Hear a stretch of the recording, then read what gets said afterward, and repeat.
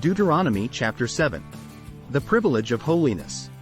When the Lord your God brings you into the land you are about to enter and occupy, he will clear away many nations ahead of you: the Hittites, Girgashites, Amorites, Canaanites, Perizzites, Hivites, and Jebusites. These 7 nations are greater and more numerous than you. When the Lord your God hands these nations over to you and you conquer them, you must completely destroy them. Make no treaties with them and show them no mercy. You must not intermarry with them. Do not let your daughters and sons marry their sons and daughters, for they will lead your children away from me to worship other gods. Then the anger of the Lord will burn against you, and he will quickly destroy you. This is what you must do. You must break down their pagan altars and shatter their sacred pillars. Cut down their Asherah poles and burn their idols. For you are a holy people, who belong to the Lord your God. Of all the people on earth, the Lord your God has chosen you to be his own special treasure. The Lord did not set his heart on you and choose you because you were more numerous than other nations, for you were the smallest of all nations. Rather, it was simply that the Lord loves you, and he was keeping the oath he had sworn to your ancestors.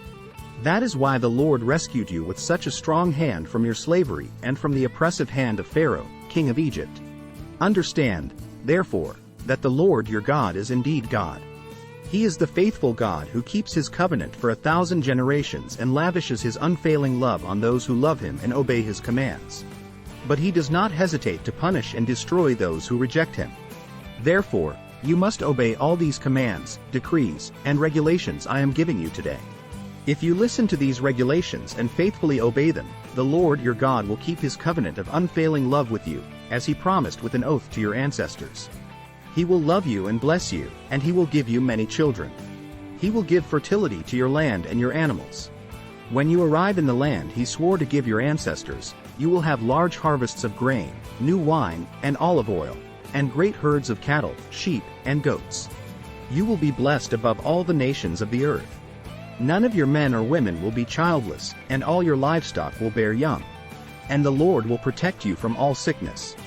He will not let you suffer from the terrible diseases you knew in Egypt, but he will inflict them on all your enemies. You must destroy all the nations the Lord your God hands over to you. Show them no mercy, and do not worship their gods, or they will trap you. Perhaps you will think to yourselves, how can we ever conquer these nations that are so much more powerful than we are? But don't be afraid of them. Just remember what the Lord your God did to Pharaoh and to all the land of Egypt. Remember the great terrors the Lord your God sent against them. You saw it all with your own eyes. And remember the miraculous signs and wonders, and the strong hand and powerful arm with which he brought you out of Egypt. The Lord your God will use this same power against all the people you fear. And then the Lord your God will send terror to drive out the few survivors still hiding from you.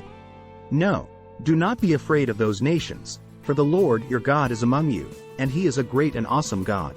The Lord your God will drive those nations out ahead of you little by little. You will not clear them away all at once, otherwise the wild animals would multiply too quickly for you. But the Lord your God will hand them over to you. He will throw them into complete confusion until they are destroyed. He will put their kings in your power, and you will erase their names from the face of the earth. No one will be able to stand against you, and you will destroy them all. You must burn their idols in fire, and you must not covet the silver or gold that covers them. You must not take it, or it will become a trap to you, for it is detestable to the Lord your God. Do not bring any detestable objects into your home, for then you will be destroyed, just like them. You must utterly detest such things, for they are set apart for destruction. Thanks for watching.